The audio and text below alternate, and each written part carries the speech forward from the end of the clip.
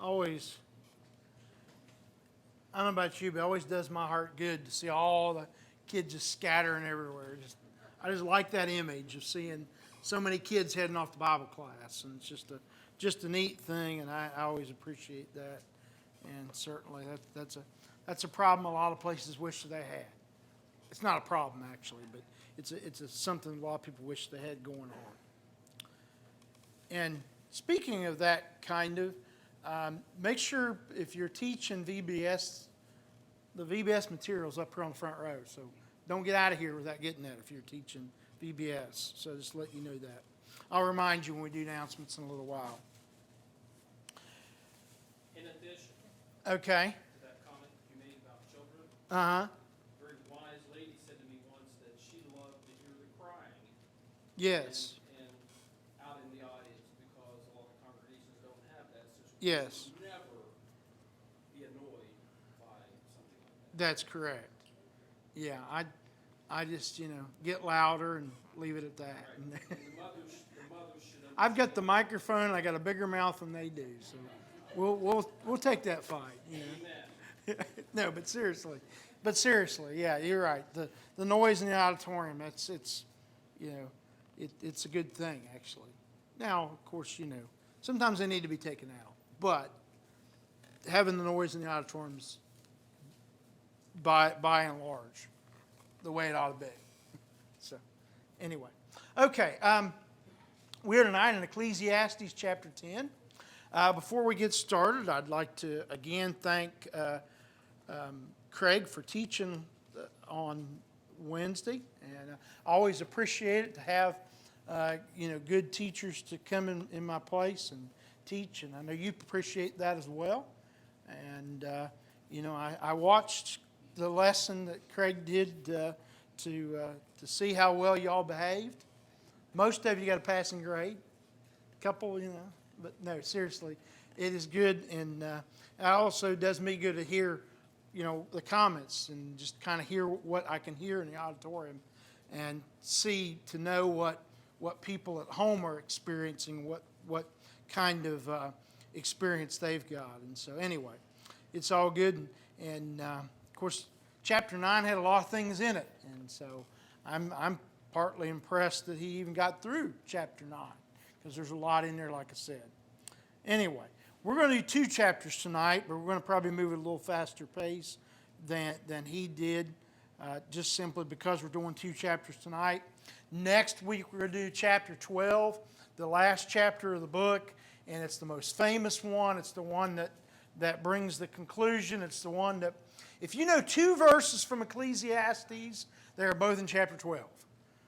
Verse 1 in chapter 12 is, remember the Creator in days of your youth.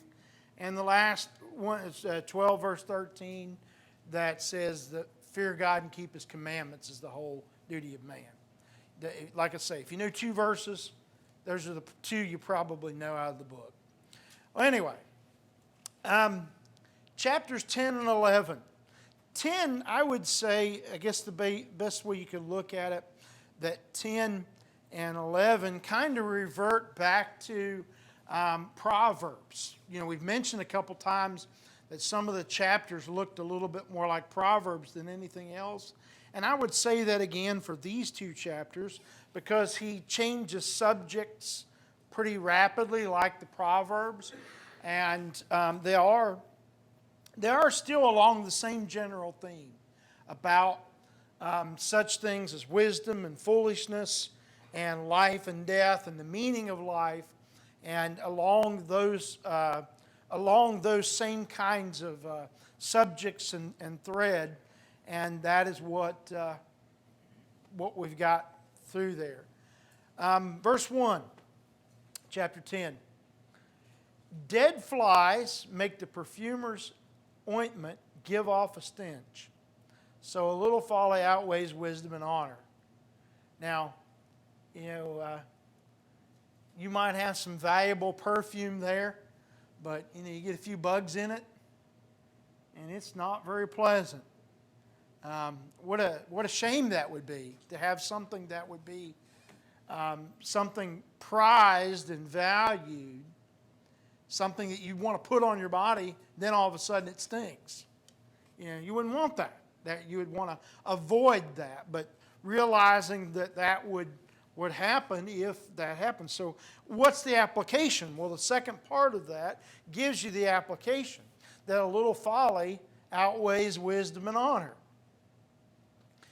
And I would say in that kind of fits a real issue we have in America, that it just blows my mind that the most ridiculous, outrageous, wrong-headed people in our country are the ones that get talk shows. You can't be normal and get a talk show in America. Challenge me on that. Yeah, well, that might be true too. But let's face it, we put the most ridiculously outrageous people. There came a title, shock jock, that they say things just to shock your conscience. And, it just kind of is what it is.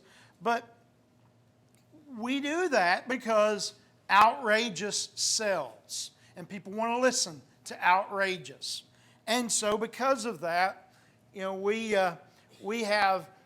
elevate the folly, but then the wisdom gets relegated to the back page or to something else. And so, anyway,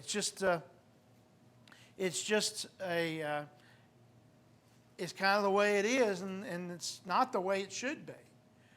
But that's the thing.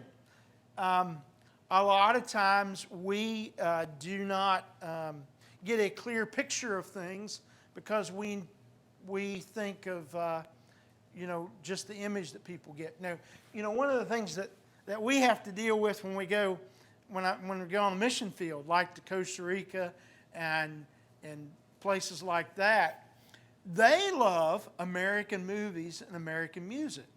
It's not uncommon at all to be walking through a neighborhood that have got basically what we would call sheds for houses, and to hear American music blaring through their speakers. And so what is their concept of us? American movies and American music. Do you like that as being the judgment as to who you are and how you are? No, I don't. Depends on what decade of movies. What decade of movies? Okay, yeah, we all live like the 30s or 40s. It didn't happen to me, Clint, but it happened to a friend, Clint Perkins, when he went to Kenya. He was in a grocery, and they was playing Toto's Africa in Africa. Playing Toto's Africa in Africa.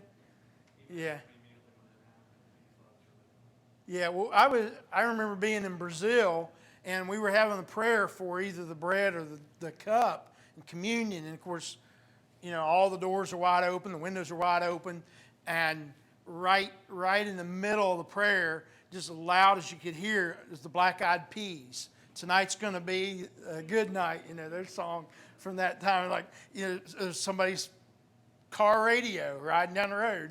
Just, you hear that? You pick out English real quick when you're in a foreign country, and they're speaking Portuguese, and all of a sudden you hear English, like, whoop, Anyway, we got to move on. Verse 2, I caution people against making too much out of this verse, but, look at what it says. A wise man's heart inclines him to the right, but a fool's heart to the left. What's that? Amen. That's what I said. Be careful to not take too much out of that. I don't know that ought to be a thing scroll across the bottom of Fox News or not, but it kind of looks like that maybe would be it. But I don't think that's what he's talking about, okay? I think it's more along the lines of like the sheep and the goats, in Matthew 25, that the sheep and the goats are parted right and left, and that those that are righteous are on one side and the unrighteous or the goats are on the other, and that there is a clear distinction as to which it is, that you are on the right side or the left side or the other side. And also, it has been in most Middle Eastern cultures, if you shake hands or embrace, you do it with your right hand as opposed to your left. And if you don't know what the difference is, Google it, you'll find out. But generally, you don't use your left hand to greet somebody else with or whatever. But generally, that was the case. So, the right hand was the hand that you kept extra clean, that you used for those kinds of things. And so that's part of why that difference in culture. And certainly, you don't violate that before most people. Verse 3, even when a fool walks on the road, he lacks sense, and he says to everyone that he is a fool. You can pick him out by what he does, how he acts, by the things that he says. If the anger of a ruler rises against you, do not leave your place, for calmness will lay great offenses to rest. You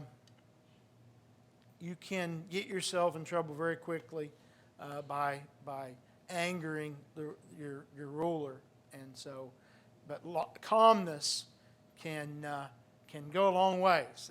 That can cover a great offense if you stay calm in what you do.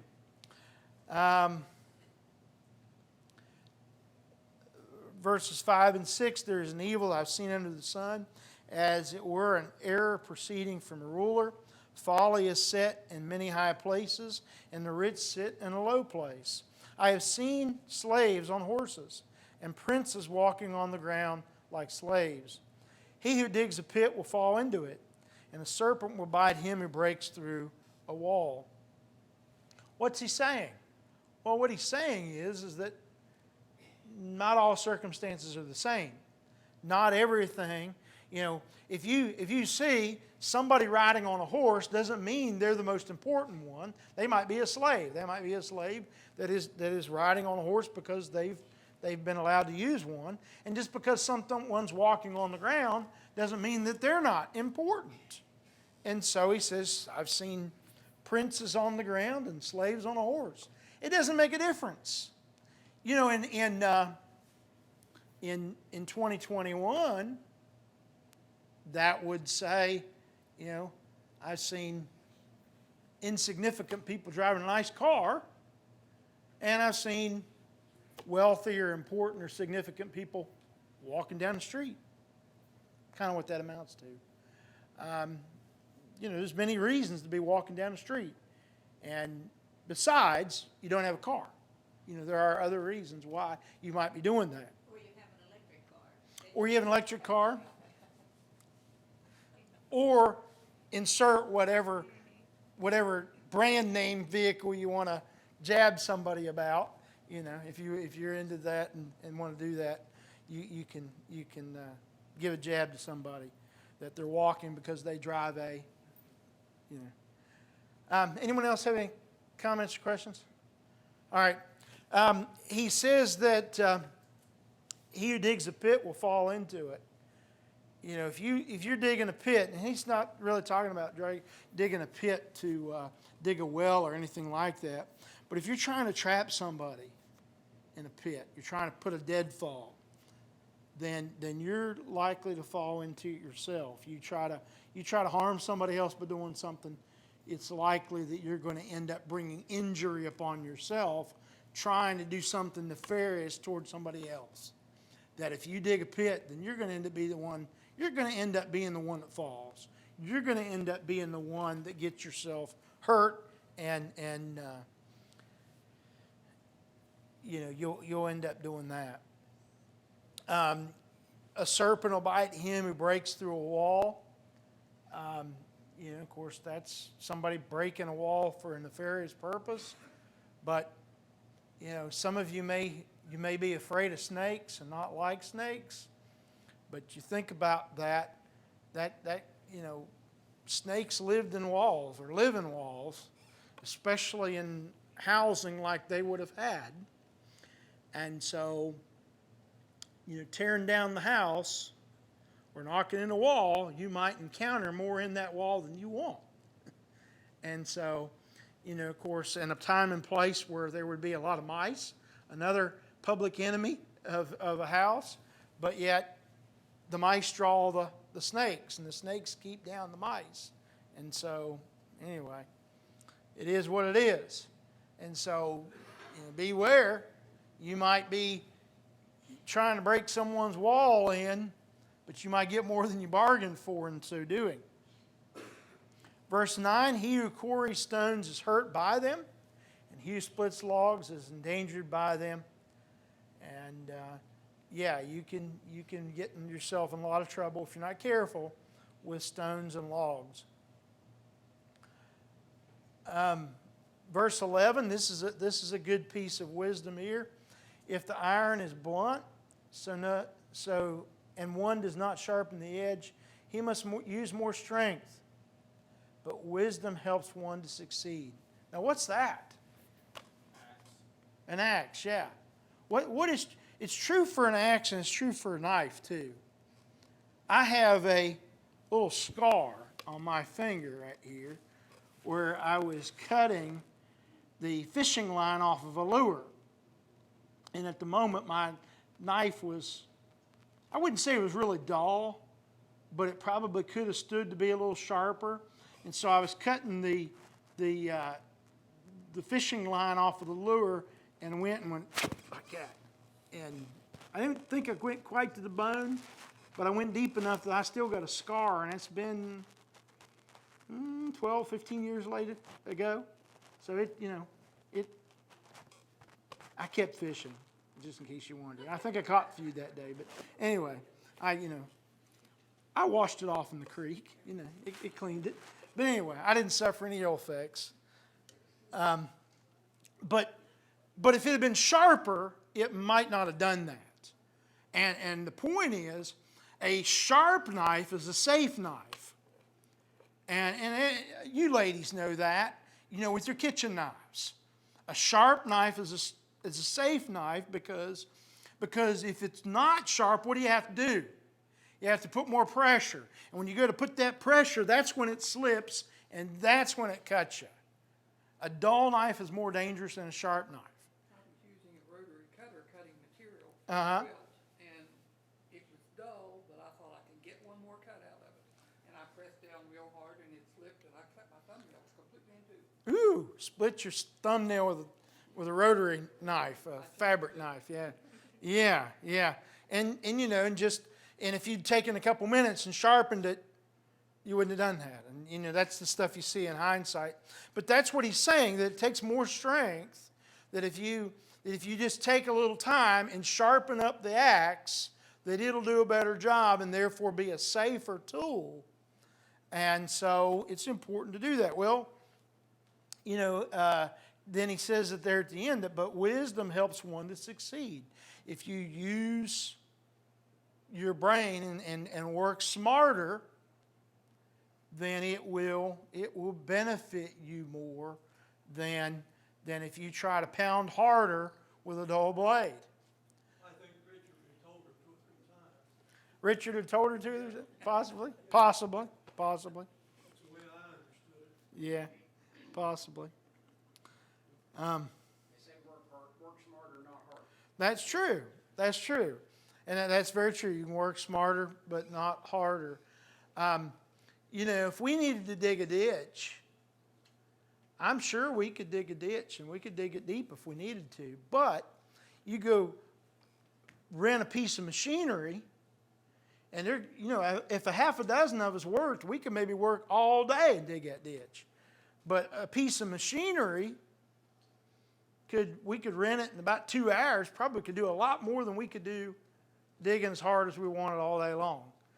So you can, there's some things that, it's a lot smarter to do that. And now, maybe sometimes you might have to dig where you're in a tight spot or whatever, but generally, if you've got a lot of digging to do, you're better off to get a piece of machinery to do it. And that's where you can work smarter versus not necessarily working harder. Well, that's a good point. That's what Solomon's trying to point out to us. Yeah. We have to weigh the cost. Weigh the cost, So yeah. the cost is, you want to rent the machinery, or do you want to get 6 people that you can feed them a few sandwiches and get your ditch dug versus put out a whole lot of money for a machine? I could buy 6 sandwiches pretty cheap. I might have 6 people that don't like me too well afterwards. but yeah, you're right. You have to weigh the Yeah, you have to weigh the cost. Do I want 6 people mad at me versus paying for the, anyway. Exactly. Yeah, wise up and use good sense and work smart. And that's what it really amounts to. Okay, verse 11. If the serpent bites before his charm, there's no advantage to the charmer. Yeah, if you're getting bitten by a snake before you've had a chance to get it trained or charmed or whatever, it doesn't do much good. The words of a wise man's mouth win him favor, but the lips of fool consume him. Let's face it. You either get yourself into or out of trouble with the words you say. It makes all the difference in the world, doesn't it? It really does. In how you act, how you speak, the ways that you interact with other people, it makes all the difference. Verse 14, actually verse 13, the beginning of the words of his mouth is foolishness, and the end of his talk is evil madness. A fool multiplies words, though no man knows what it is to be. And who can tell him what will be after him? You can't tell a fool anything. And for various reasons, there's some people that you might have in your life that are that way. For hard-headedness or stubbornness or whatever, you just cannot help them to learn or understand something because they've got it all figured out or they've got whatever it is and they will not change, and you can't do anything to cause them to change that, and all it does is they say a lot and not really say anything. And My girlfriends always say I need a shirt that says you can't fix stupid, because I say yeah, I use that word every now and then, but I try not to. not to, I did a Sunday night sermon in North Carolina, and there was a family, some friends of ours, that they told their son not to use the S word, stupid. And I'd said that in the sermon, and his mom was sick that night, and he went home and said, Mr. Clint used the S word in his sermon tonight. She was like, I'm sure that's not what he said. And she pulled it out of him, and yeah, I guess I had said that in the sermon. So I've tried to avoid that word since then, although it probably does slip out every now and then. Because you're right, you can't fix that. Yep, you can't fix that. Yep, verse 15, the toil of a fool wearies him, for he does not know the way to the city. Woe to you, O land, when your king is a child, and your princes feast in the morning. Interestingly enough, Solomon was pretty young when he started out as king, and, he kind of fits that. Happy are you, O land, when your king is the son of nobility, and your princes feast at the proper time, for strength and not for drunkenness. Through sloth the roof sinks in, and through indolence the house leaks. Bread is made for laughter, and wine gladdens life. Money answers everything. Even in your thoughts, do not curse the king, nor in your bedroom curse the rich, for a bird of the air will carry your voice, or some winged creature tell the matter. He points out that, some more Proverbs. He points out verse 18, I think this is a really good one. Through sloth the roof sinks in, and through indolence the house leaks. A lot of times problems in homes are because you just haven't done any maintenance for whatever reason. And you have not, done upkeep. Now, in their day and time, they had to do it more often than we would. Most of us only have to do a roof every 20, 30 years or so. And if you move often enough, you might never have to do it. But it's not something you have to do all the time. But if you do have a leak, you need to do something about it because it can cause a tremendous amount of damage to your property. In fact, the house can sit vacant for years and be just fine if the roof has been good in the process. But if a roof is not good and there's water leaking in, give it 6 months. It'll be a mess. Because of the rain will get in there and mold and mildew and other things will happen and cause a lot of problems for that house. So the roof is very important to maintain that. And certainly he says that, for sloth or out of indolence or a lack of attention and lack of care, the house will leak. And then that causes a lot of problems. Kathy? This verse can also be applied to a nation. If a nation Oh, yeah. is mindful of its maintenance as a nation, it also will decay and fall in just like a house.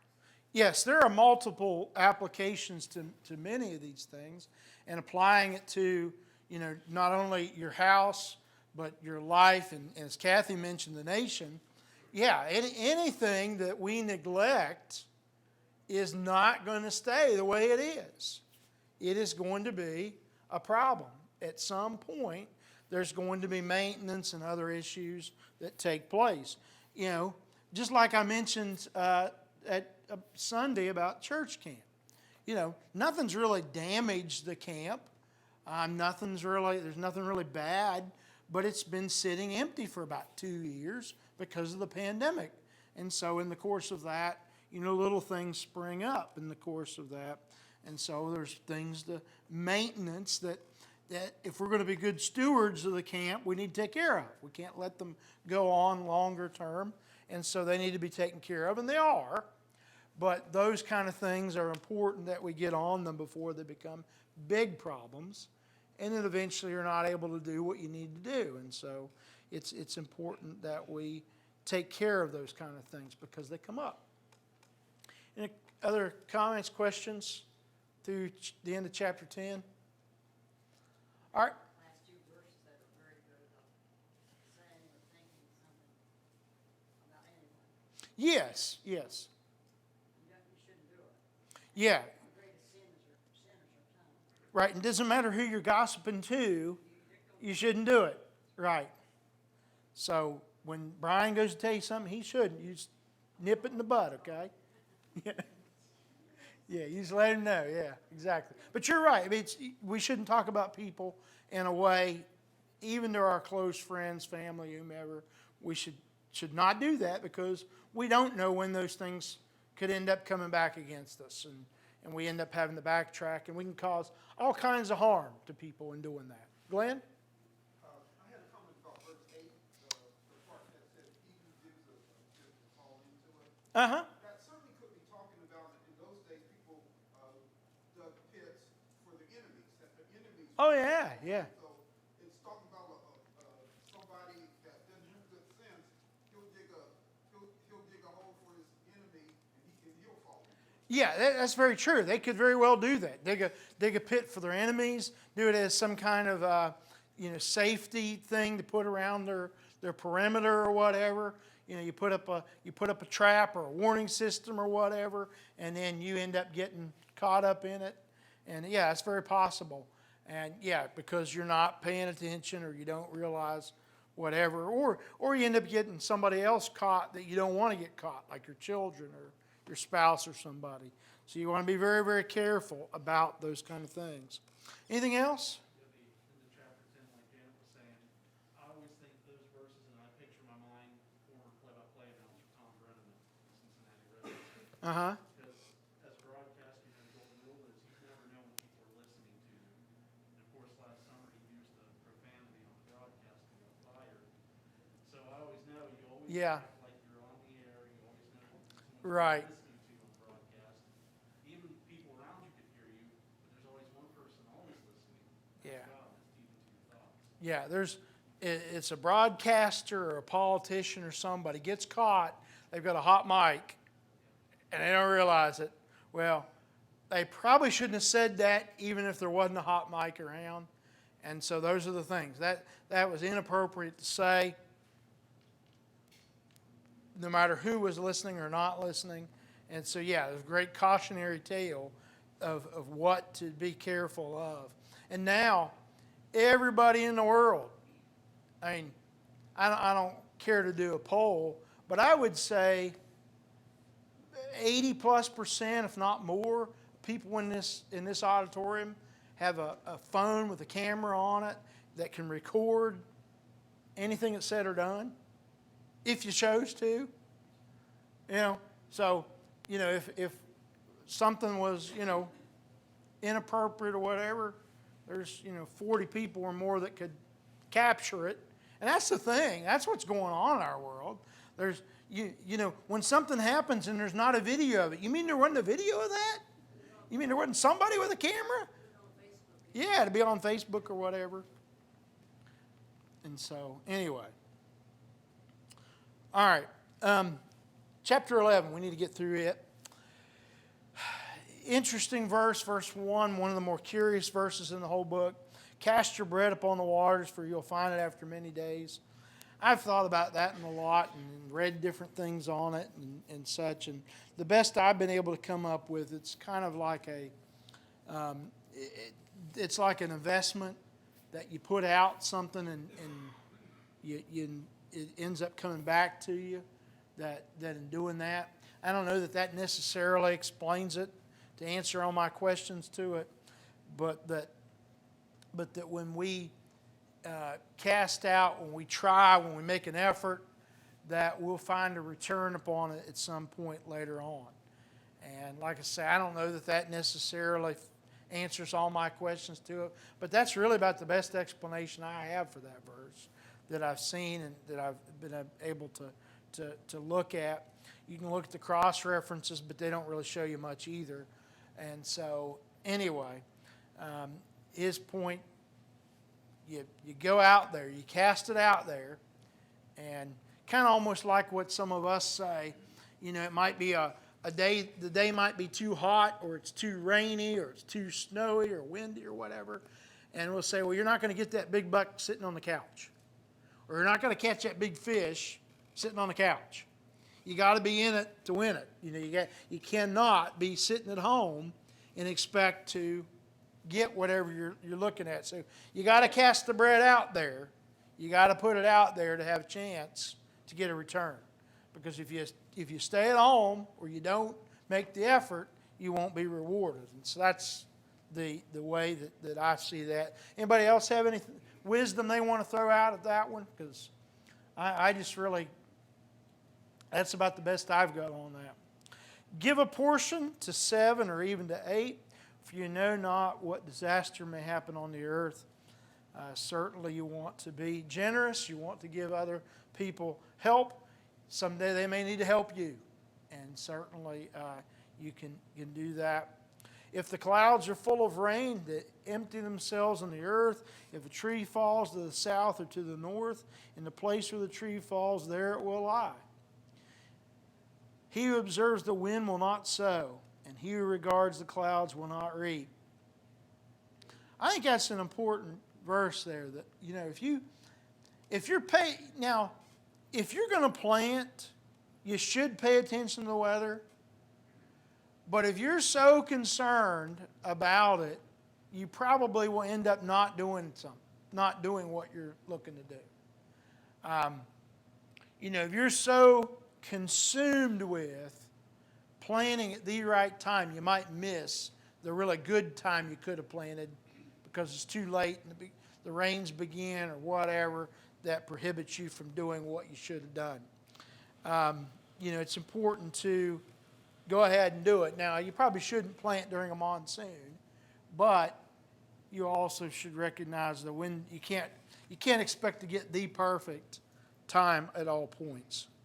But you can't just keep looking and not do any work. Right, and that's the thing. You can't just keep looking and not do any work. And that's very true. I found that most people can talk themselves into something they really want to do, despite the weather, and they can talk themselves out of something they don't want to do, despite the weather. I learned that with scouts, when we were doing scouts. If the parents felt like they were going to have a good experience, as in the parents enjoyed going camping, enjoyed the event, enjoyed the camaraderie of the other parents, if they were invested and involved, they could call for a 60% chance of rain and they would be there. But if they didn't really want to do it, and the kid wanted to be in scouts, but the parent would rather do something else, there could be a 20% chance of rain, and they'd talk the kid to go into Chuck E. Cheese instead. Because they would talk the kid out of it. But if they wanted to be there, they would talk the kid into it. And that was the trick. If we could get the parents to want to come, they would talk the kids into coming. But if the parents don't want to come, they would talk the kids out of going. And it's kind of that way. If you really want to get your garden in the ground, you'll pick a good day and do it. You'll get it done. You might get up earlier. If you see it's going to come a good rain at 1 in the afternoon, you might get up early and get it in there so you get a good soaking later on that day. You'll get it done. But if you don't really want to do it and you're just okay without having a garden, then you'll find out that you'll probably go around June and you'll say, I'll do it next year. Is what will probably happen. But if you want to do it, you'll go to whatever effort it takes to get it done. And the same thing, you'll talk yourself out of it if you don't want to do it. We become a lazy people when people were subsistence farming and their life depended on it. Yeah, if your life depended on it, you got out there. That's right. We become kind of lazy, And there's actually real adults in this world that think that we shouldn't kill animals because we should just go and get our meat from the grocery store and not kill animals to get it.